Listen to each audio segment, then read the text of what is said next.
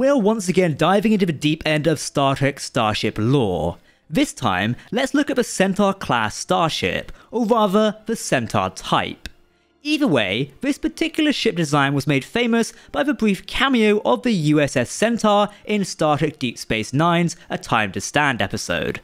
The ship mistakenly attacked a Jem'Hadar attack ship that was under Captain Benjamin Sisko's command, who himself was on a covert mission for Starfleet Command.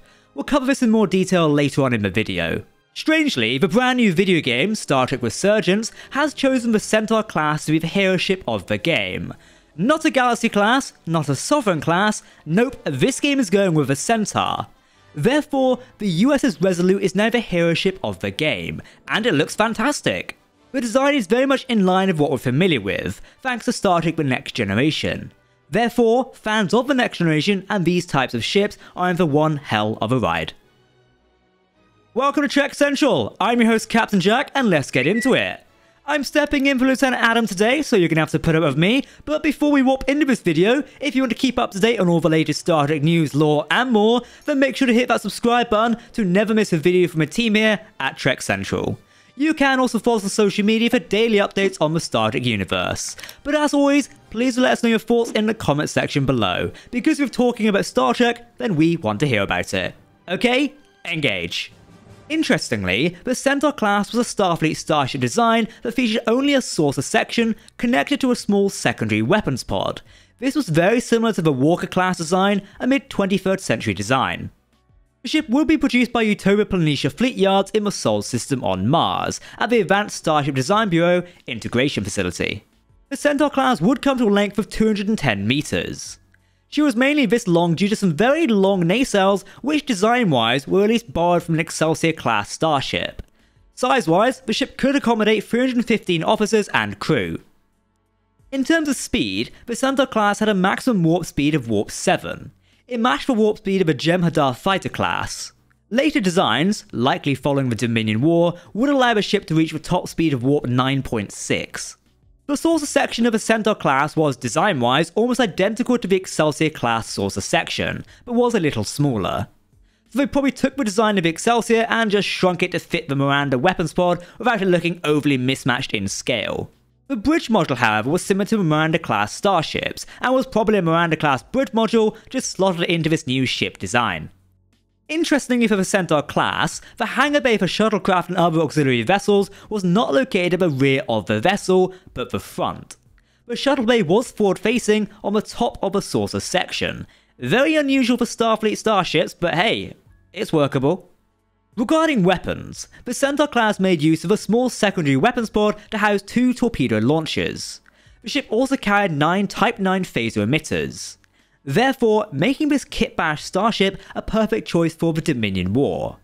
The weapons pod was quite literally the same weapons pod found on Miranda-class starships, just inverted, so this was an in-universe kit-bashed ship.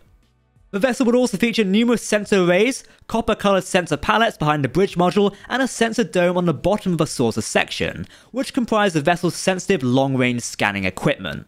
This made it very suitable for border patrol missions, especially during the Dominion War, basically providing an early warning and a first-line defense against Dominion forces, with its formidable array of weaponry.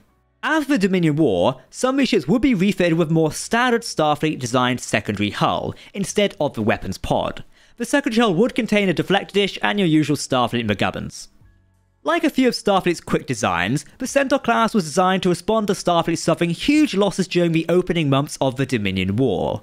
Starfleet had to accelerate its shipbuilding programs to compensate for the losses. For example, the 7th Fleet was dispatched to the Tyro system in an effort to stop the Dominion forces from advancing further into Federation space. The counteroffensive was a total disaster for Starfleet, as out of 112 ships in the 7th Fleet, only 14 survived and made it back. Resources were stretched thin. Therefore, design compromises had to be made. This resulted in ships being constructed from partial builds. The use of salvage components and warp engines were put into new construction as well. Therefore, this expedited assembly process resulted in the Centaur class and the U.S.S Centaur herself. It sort of explains the hybrid appearance of the ship as well. Okay, we'll talk about the Centaur. Before the USS Resolute debuted in Star Trek Resurgence, the most famous Centaur class we knew of was the ship's namesake, During the year of 2374, and under the command of Captain Charlie Reynolds, the USS Centaur was assigned to patrol the border. It would encounter the Jem'Hadar attack ship under the command of Captain Benjamin Sisko and proceed to attack, unaware who was on board and what they were doing.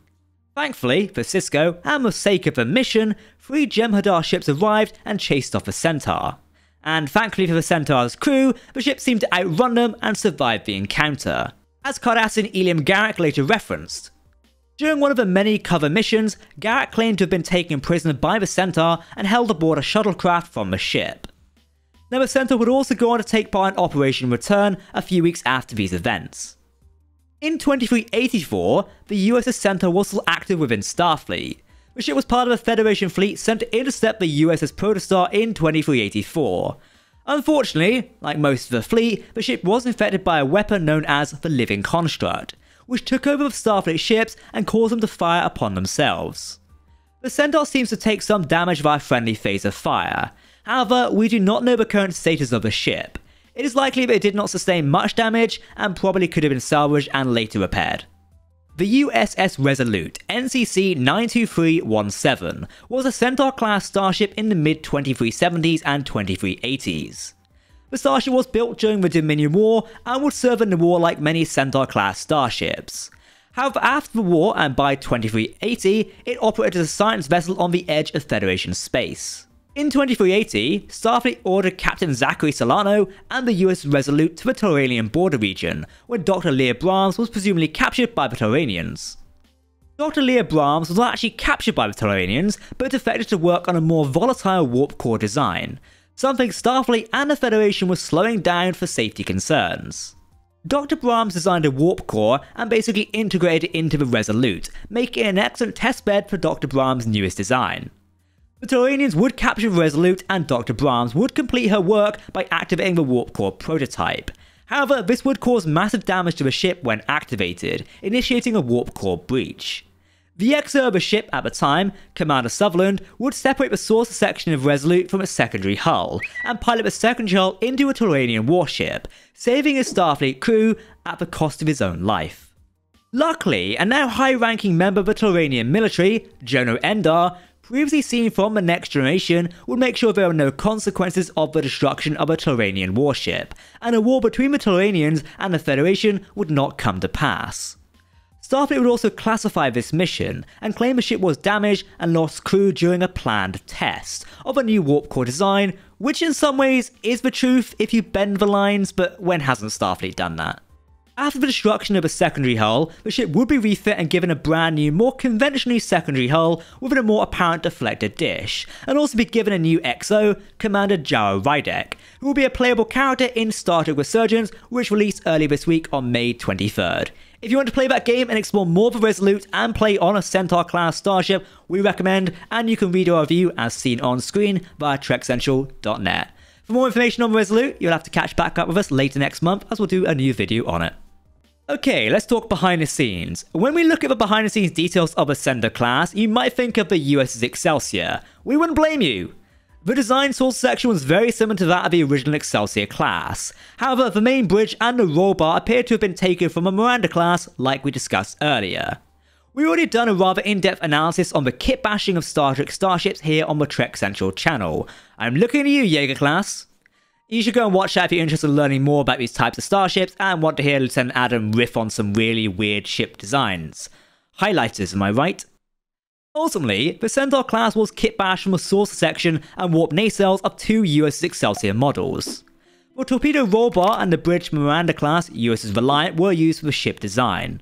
Designer Adam Buckner made the Centaur class using the parts from the ships. He thought they'd fit well together. However, Adam never thought the design would be filmed, so it had no room for eternal light, and you can see from early designs, the ship's registry was just on paper. Rather neat. Buckner was one of the Star Trek Deep Space Nine's VFX supervisors. The Centaur class was born from Buckner getting spare time from his boss, Gary Hutzel, saying they needed some additional ships they could use. Hutzel wanted to teach Buckner about the dying art of motion control models. Therefore, the two spent much time in the modelling shop. The design of the Centaur was one of the least he expected to be going on screen, especially it was designed for a present for a young boy. During his travels, Buckner met a small boy in Spain called Guillermo, who was interested in Star Trek. Buckner said he would build the boy a ship when he returned to the studio. When he did return, he found himself lacking the materials to build things. Therefore, he quickly kit-bashed the ship together with parts from other designs. Ultimately, it made sense with the VFX team. As we explained, Starfleet, during a war, will be doing anything it can to put ships out on the front line. It would make sense that something like the Centaur-class would find its way onto the front lines of the Dominion War. Eventually, the team did sign off on the Centaur-class, and both Gary Hutzel and Adam Buckner got to work on refining the model. During the finishing stages, they were not fully aware of what the name of the ship would be on screen.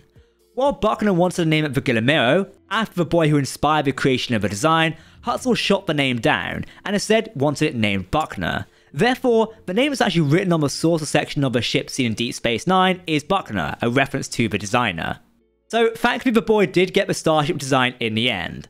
Buckner even admits that the one he made for the boy was likely a higher quality model than the one actually used on screen. So that's an interesting bit of Star Trek detail right there.